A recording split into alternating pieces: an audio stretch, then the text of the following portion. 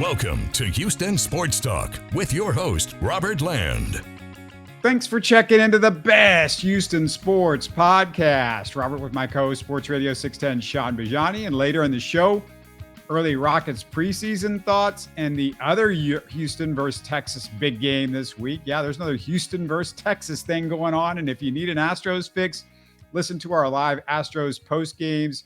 Steven's doing a fantastic job with me on those. And Shaun, let's get into the Texans right off the bat. I was reading that in the New York Times, there's now a 42% chance the Texans can make the playoffs. Yes, playoffs. We're talking playoffs. It's now almost a coin toss. So I'd figure I'd put you on the spot. Do you think they will? I'd bet on it because it's probably pretty damn good odds. You know, aside from the percentages, you could probably put some money on it and make some. In fact, they do. It's such a pivotal time in the NFL right now because 9 of these teams, you know, are holding down a 3-3 record right now. And Nick Caserio even alluded to it the other day when he was asked about it, but he's right. You know, pretty much half the dang league is either 3-3 or 3-2. And so the question at this point in time, at least amongst those 3-3 teams, because there's fewer of them, there's 9, who's for real and who's not at this point in time.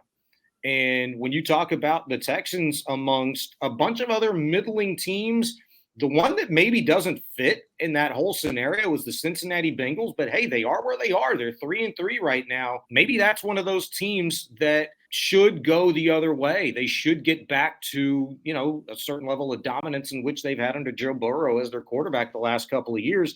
Texans will find out themselves because they got them on the schedule coming up in about 4 or 5 weeks, I believe. I think the Texans have a really good shot. Right now, looking at the schedule, I could give you 4 wins that I think the Texans should absolutely have. Hold that thought, because I want to go through the schedule. Let's do it. You. That's exactly what I wanted to do. And I wanted you to tell me, is this game a win or a loss? And let's calculate their potential record from Shaun Bijani doing his Swami prediction here. You ready?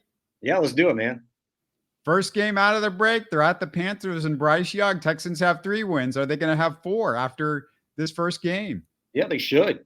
And you know, I'll preface all these predictions by, and, you know, I'd said I give you 4 locks right now for the remainder of 11 weeks, or was it 12 weeks of the season for the Texans.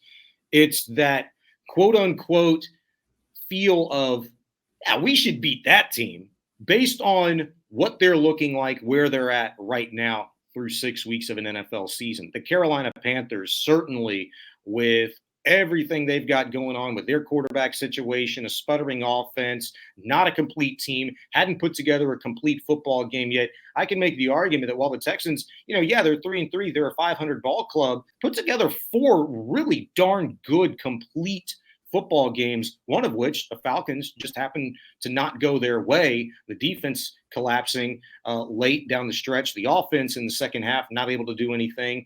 But yeah, that should be the 4th win for the Texans coming out of the bye against the Panthers. All right, let's go for 5 wins. They host the Tampa Bay Buccaneers. Who you got in that one? I'm kind of a closet Baker Mayfield fan. I'm glad to see him doing so well with the Buccaneers. I just want that guy to find a spot and stick for a little bit. But all that aside, Tampa Bay's a solid football team. And even though the Texans host them, that might be actually the first game in which it feels like a home field advantage for the Texans this year, to be quite honest with you, because I don't know how well Tampa Bay Buck fans travel. We know what the Steelers do. We know the Saints do. This might be a very big home game for the Texans. It's one of those games that, yeah, they could win, but I'm not giving it to them yet. I mean, I have to give it to the Bucs right now. It's probably 4-4 after that game. Okay, now they're at the Bengals with Joe Burrow. That's a loss, right? You're not going to give them that one? On the road, you know, you would think so. A lot of it depends on Burrow's health and stuff like that. But just the feel of the schedule right now, yeah, they're 4-5 after that game. Yeah, Burrow's getting healthier too, so that's not helping you. And then they host the Arizona Cardinals, who can't be happy about that Will Anderson first-round pick value right now. Is that that's got to be a win, right? You're going to jump them, give them one more? That's one of my locks. That's my second lock for a couple of reasons. It's a home game.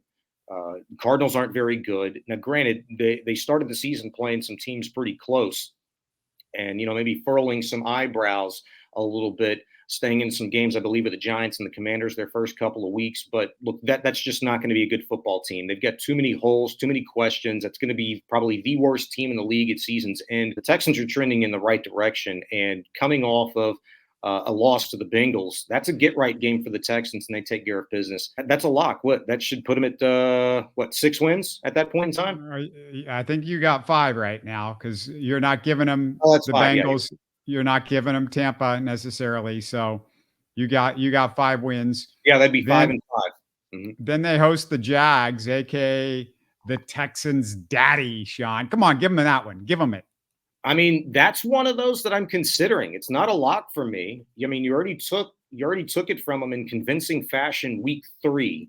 It's a very gettable game, to be honest with you. But if we're going to look at this schedule, like with the Bengals, the Jets, the Browns, the Jaguars, this game as games in which could and should have playoff implications and regarding the Texans. To me, it's about those games in between, those 4 locks, the games that you should win.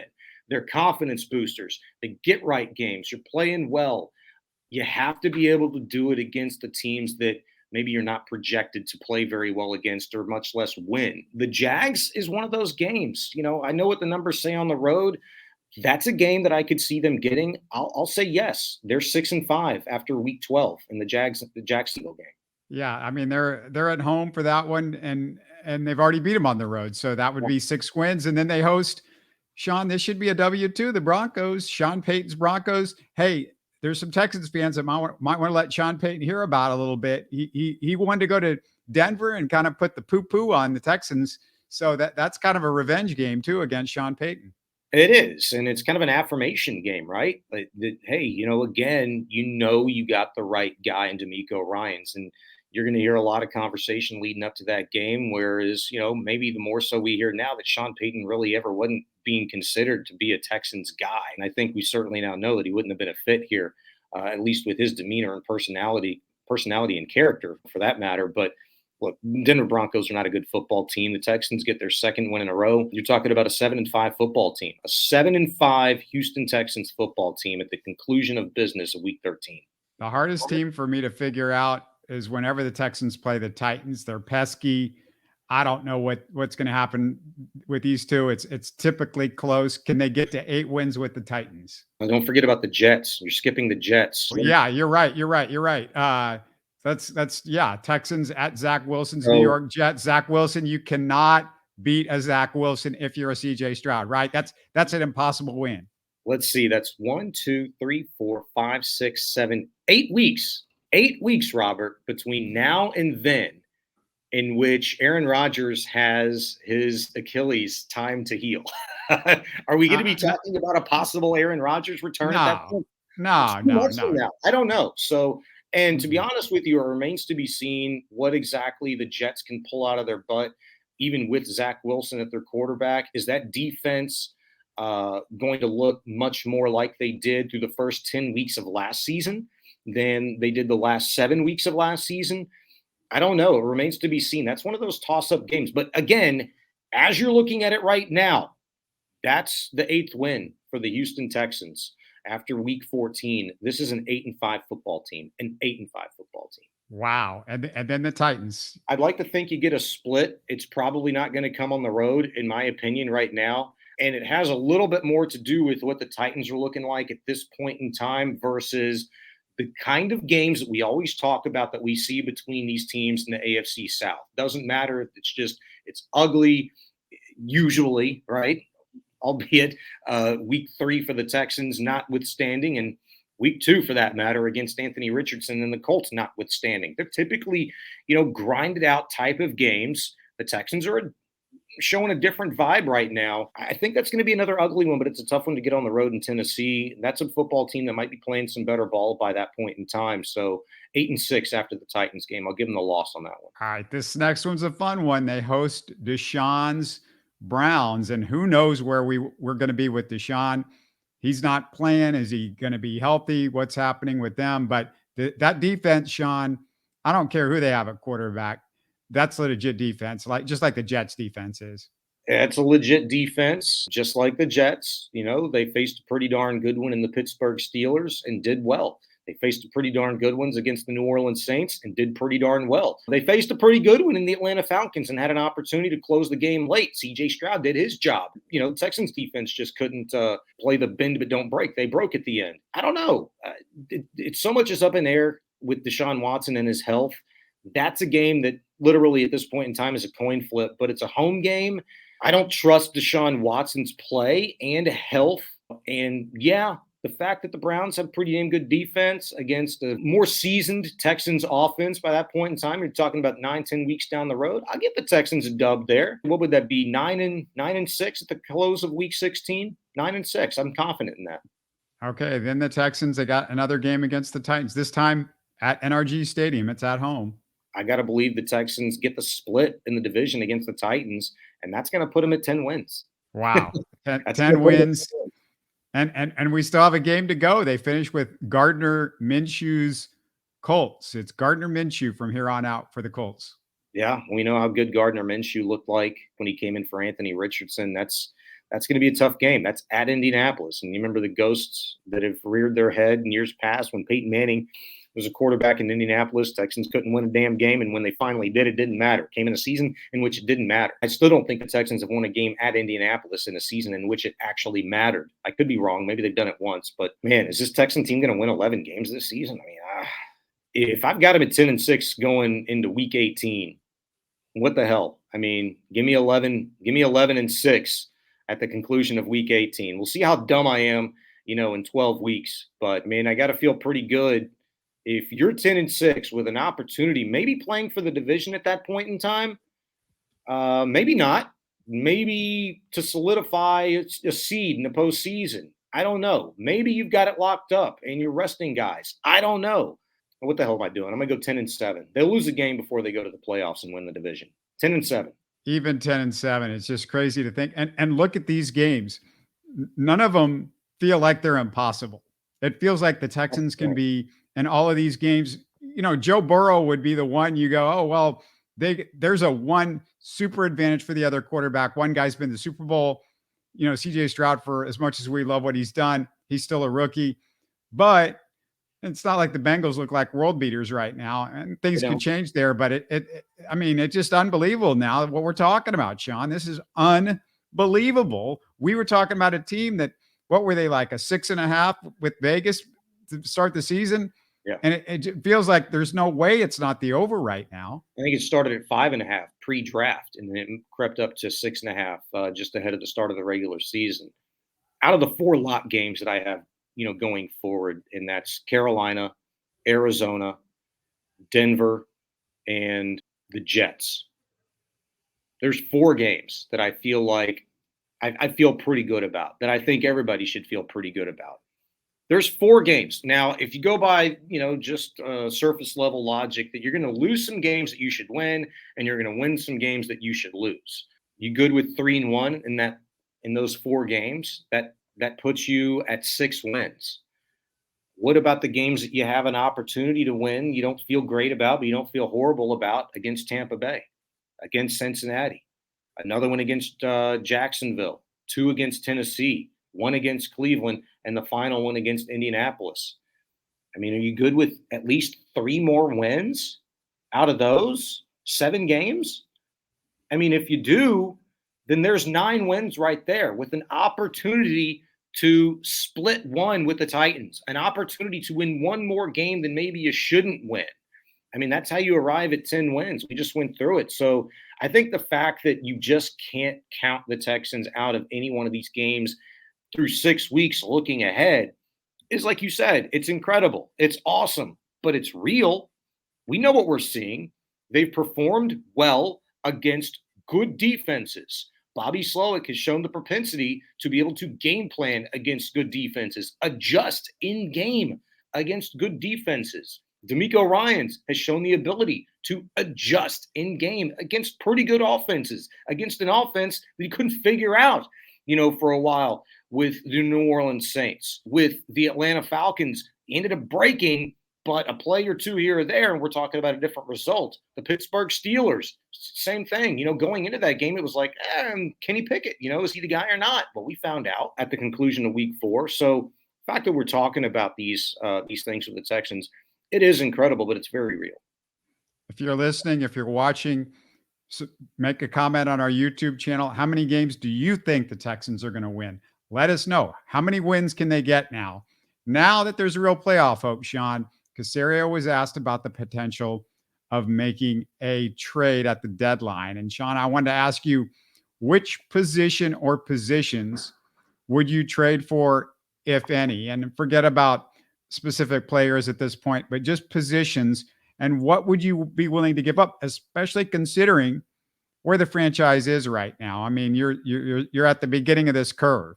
Well, the Texans just picked up a linebacker. Maybe you know how to say his name better than I do. Is it Maggie? Is it Maggie Sanders, I believe? Outside linebacker who, seen his little highlight reel, looks pretty damn good. Good edge guy. Looks like a pretty good run stuffer, guy to get to the quarterback. The Texans certainly needed help at linebacker because I think I've already told you this before.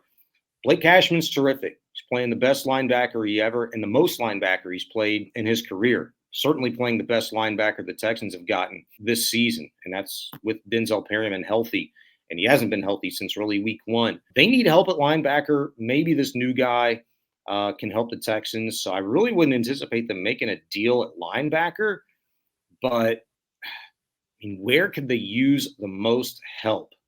I don't think it's going to come via the offensive line because they're about to get back to as close to full strength as possible without Kenyon Green. I would say maybe depth in the secondary, depth at corner, if you will, because, look, they're having to rely upon, Shaq Griffin right now. Who knows if Derek Stingley's going to come back at all this season?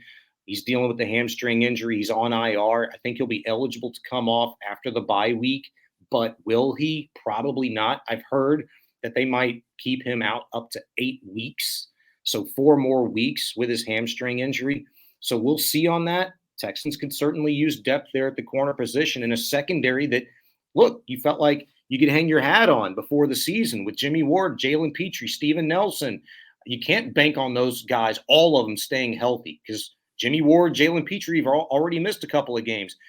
Shaq Griffin, their starters, already missed a game with the calf. You had to rely on Kadar Holman.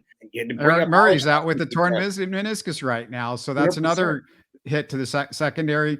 So DJ Stewart, he's the one guy that, you have a little confidence in to fill that void. But Tavier Thomas playing with a freaking club on his hand. He hasn't come back to full strength yet. So, yeah, maybe the secondary is it. If you're talking about depth and stuff like that, you're just talking about late round picks. In other words, I think if the Texans fans are like, oh, let's go get a number 1 wide receiver or, something, I just don't see that happening because – they're at this point and where they are at the beginning of this, that you're not ready to go all in on getting this stuff and giving up 2nd, 3rd round picks and things like that. Right. No, I 100% agree with that. That's not the vibe you get, right? The Texans have performed pretty well and have seen pretty damn good results with the guys that they've gotten in-house, which tells me that the talent evaluation via the draft, certainly free agency, has panned out, through the first 6 weeks of the regular season for the Texans. So there's no need to do anything hasty at this point in time. They like the guys they have in-house. Could they be better in some areas, be deeper in some areas? Yes. But at what cost? That is the ultimate question. And I think, look, we know the answer to that. If it's going to cost the Texans anything north of, I'd say a 4th round pick, then it's probably something they're not going to be interested in.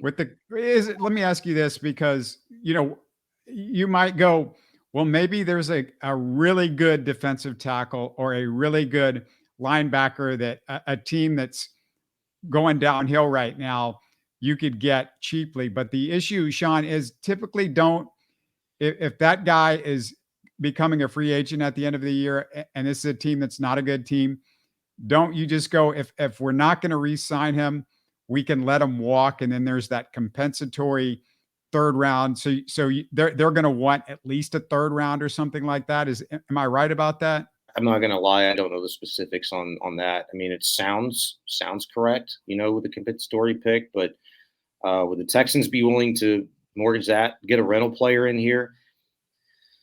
Trade deadline is October 31st. So you got 11 days. I don't think the Texans are going to be in position in the course of the next 11 days to be able to make that sort of determination on, is it worth spending draft capital, good draft capital, on a rental player. I don't foresee that. I do think it is imperative that guys like Denzel Perryman, Henry To'oTo'o, that's who they're relying upon, Christian Harris, step up their game in a big way, because as good as Blake Cashman's playing, he's not shown the ability throughout his career, whether it be at linebacker or special teams ace, to stay healthy for 16 games in a season. Now, he played all 16 games last year, but he played in like 14% of the snaps defensively for the Texans, I believe, 24%. It was something like that. He's played in more snaps. I think 42% of the defensive snaps this year. It's the most linebacker he's ever played in his career. To ask him to be the guy week in and week out, given his, history with soft tissue injuries, is just not feasible. I think in a perfect world, they'd like to load manage him and use him when necessary. So you got to get better play out of the linebacker core. I just don't think they're going to spend the draft capital to go get that guy, even if he's available. Maybe on the interior line, possibility, but you could be getting Hassan Ridgeway back, at some point in time. And Sheldon Rankins, over the last 3-4 weeks, has played probably some of the best interior in the AFC, to be quite honest with you. Maybe Kurt Hinish, takes a step. Malik Collins has been Mr. Consistent on the interior as well all season long. He's just a guy you can kind of hang your hat on and count on. You need to start seeing the production. You remember on our show maybe a week or so ago, somebody said, man, you know what? You just get the feeling that somebody else should be eating on this D line, and they're not, because of the job that Will Anderson is doing. That's kind of the feeling that I get, and it could be coming from the interior. And so maybe we should be seeing more production from a Malik Collins or a Kurt Hinish when he's in there, or Sheldon Rankins in terms of quarterback hits, TFLs, and sacks. Before we hit the Rockets, Houston Cougar football got their first conference win as a member of the Big 12, Shaun. How many times have you watched the replay on that one now? Dozen. It was a glorious, glorious thing, man. It's one of those things that, it's a hell of a play. It's so fun to watch, like at any level, the Hail Mary, and for a guy to come up with a ball like that. But I'm so sick and tired of the damn quote unquote cardiac Cougs having to win in that form and fashion. And it's one of those things like, hey, you'll take it. It's good. It's a Big 12 win. Awesome. But it's bittersweet in the fact that this Cougar team should be, in my opinion, a lot better than what they are right now. They should be a lot further along as an offense than what Dana Holgorsen has got them functioning at right now. I'm disappointed. I'm disappointed in the play that I've seen from Donovan Smith. I thought he'd be better. I'm disappointed in the fact that I don't feel like they've utilized a pretty damn special receiver core with Sam Brown, particularly Golden. I think those two guys are pretty dynamic at any level in college football. And I think their complement in the run game with their power back in Campbell and Mathis and Snead is, two different fast twitch speed guys, out of the backfield. I don't think they're getting them on the edge enough. I'm very disappointed with the offense. And as much time as I think we focused on the offense, I think if we're being honest, you got to be disappointed in the defense as well for just not being a very good, fundamentally sound team, still a poor tackling team. They've not shown the ability to get off the field on third downs, regardless of their opponent. It's just disappointing across the board. I think, unfortunately, we kind of all know what's at hand, what's coming to them this weekend with number 8th ranked UT coming in. Can they keep it close against the Horns? And what percentage of TD-ECU Stadium is going to be burnt orange? Jeez, man. Go look at a Texans game, what it looks like when Steeler fans come in. Go look at a Texans game when it looks like when Saint fans come in. I think you're going to see at least a 60-40, 70-30 kind of a shift. I got to be honest with you. The first game in the Big 12, this regular season, you couldn't sell it out. You got close. You got like 36, 37,000 fans in there, 90% Cougar fans, but you couldn't sell the dang thing out, Robert. And I think it's one of those things that it's going to take some time. The Rice loss really sucked the wind out of a lot of fans, and, rightfully so. That was an inexcusable loss to lose in that fashion, never mind the opponent, but to lose in the fashion that they did. To let the game even get that far, triple overtime, quad overtime, whatever it was just stupid. I mean, look, UT fans are everywhere. I mean, they're gonna pack the place. You're gonna know it. You're gonna see it. You're gonna hear it. And do they keep it close? I mean, look, Rice kept the damn thing close in the first half. They were in that football game early third quarter against UT, a few weeks ago, and I was surprised. But that's early in the season. UT should be playing with a lot of confidence right now. I think Quinn Ewers is the real deal. I like him a lot at quarterback. I mean, maybe it's close, but for the Cougars to even have a shot, a sniff at this thing, they're going to have to create turnovers. They're going to have to do something that they haven't done all season long, and that's show creativity and execution on the offensive side of the ball and the ability to disguise coverages defensively and stop the big plays. And when you're asking a team to do multiple things for the first time when you hadn't seen it all season long, I mean, that's a difficult thing, especially a top 10 ranked opponent. But I mean, do they keep it close maybe for a half? I wouldn't be surprised. Are they going to win this game? And is it going to look like it was a game at the end? Probably not. I mean, I think UT's a 20-point favorite, 22-point favorite. I think they probably cover. Let's move to the Rockets. And Shaun, the last two games against the Spurs, kind of a letdown with no Wemby in one of them, no Jalen Green, and either with the toenail issue. And the second one had no VanVleet Brooks, VanVleet, Tari Eason. Either Brooks and VanVleet were out due to rest. Yeah. I know it's preseason, Shaun, but for a team trying to rebuild and come up with a winning identity and chemistry, who has a new system and two new starters, I just don't get not playing Brooks and VanVleet for a preseason game. It's not even a back-to-back game here in the preseason. We're not talking about, hey, bring out Brooks and VanVleet for 36 minutes, just some preseason minutes and continue to build the chemistry, at least for a quarter. I just didn't get that. Yeah, I mean, that's a fair point. It's a fair point. I think that's the expectation from a fan base, that has so much new personnel and a new system, everything. You want to see what you got. You want to make sure, the coach understands what he has and you've got full functionality because the preseason isn't long. The regular season is going to be here before you know it. And so you want to work out as many kinks as you possibly can and grow continuity on the floor and get these guys going. But at the same time, I trust and until it bites us, right? I'm going to have to say this. I kind of trust Ime Udoka and his pulse of the team, the pulse of the guys. And could be one of those situations where, you know what? You talk to a guy in Dylan Brooks, you talk to a guy in Fred VanVleet the day after a game. Hey, how's your body feeling? It's not 100%. Okay, no need to push it because what I was looking for that particular game, I saw. What I was looking for that particular game from you or, the continuity between you and this guy and that guy, yeah, maybe I was comfortable with it. So I'm not that worried about it, but I do think it's a fair observation, a fair point to make, and an expectation to have that, yeah, you want to get these guys as much time on the floor together as possible. Yeah, the other thing about all of that was just it wasn't like VanVleet and Dylan Brooks. It just looked like a great starting five with those two guys in the Monday game. Of course, no Jalen Green, but they didn't look good against the Spurs most of that game. It was their backups that pulled them back in and won the game. Yeah. So that's a thought with me. And then after watching 4 preseason games, what were you gonna say?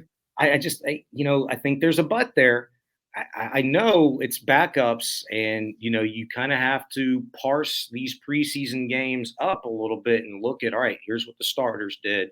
But I think, from a team-wide standpoint, I think there is something to it, especially in basketball. When you're going out there, I mean, there's not 35 guys you could throw out there, and say, hey, Let's go execute this brand of basketball. They won with G League guys though on the Monday game. It was the G League guys in the fourth quarter.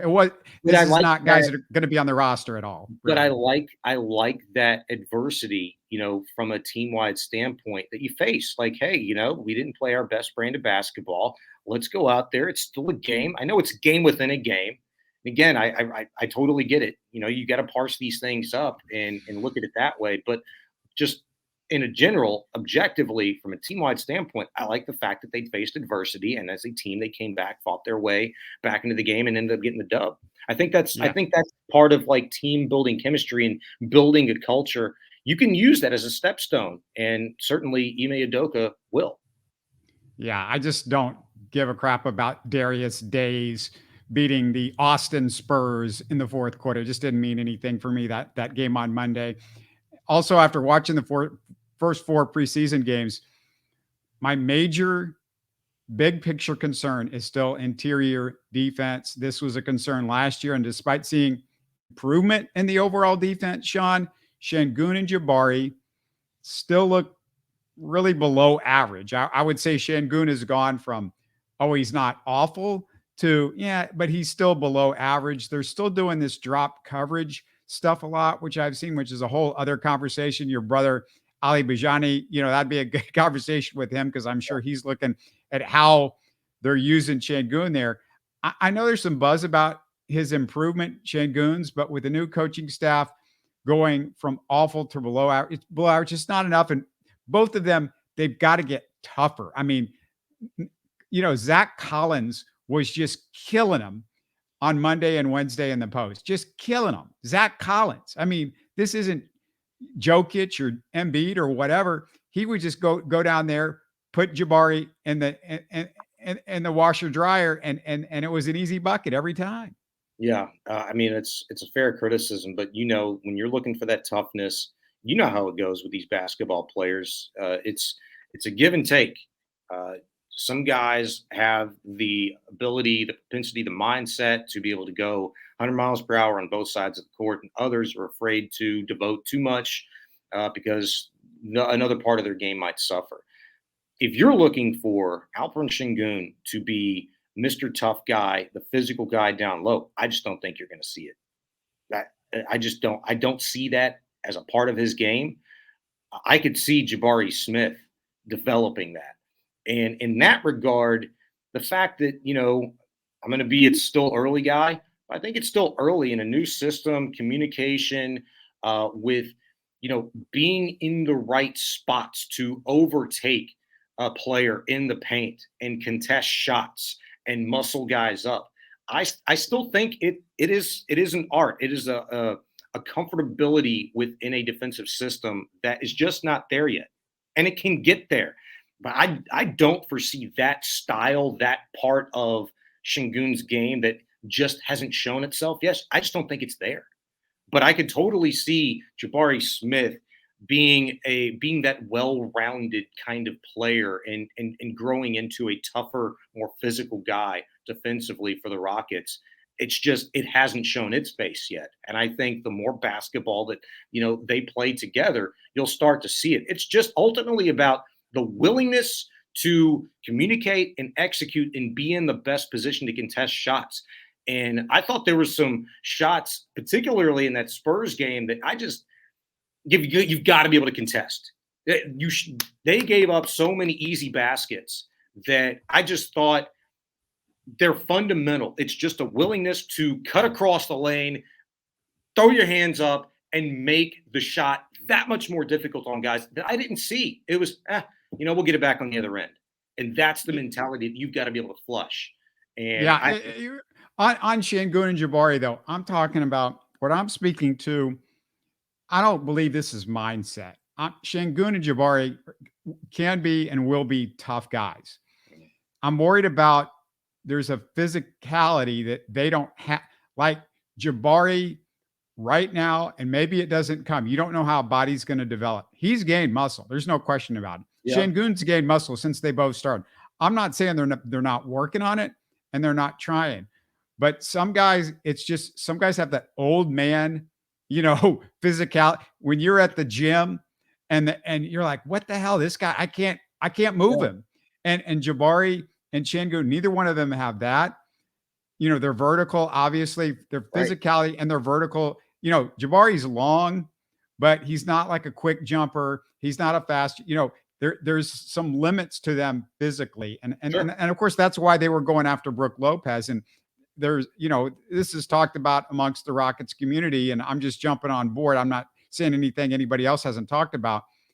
They really could use that 5 that is going to be able to contest shots and weak side and stuff like that. And Udoka had that guy, and Robert Williams that just was traded to Portland, and maybe Portland makes him available. Maybe the Rockets go after him. I don't know, but that's really the type of guy that they need. Somebody that can contest shots and if not contested, at least, be somebody that's like a stump and hard to move inside. One of those two things, at least.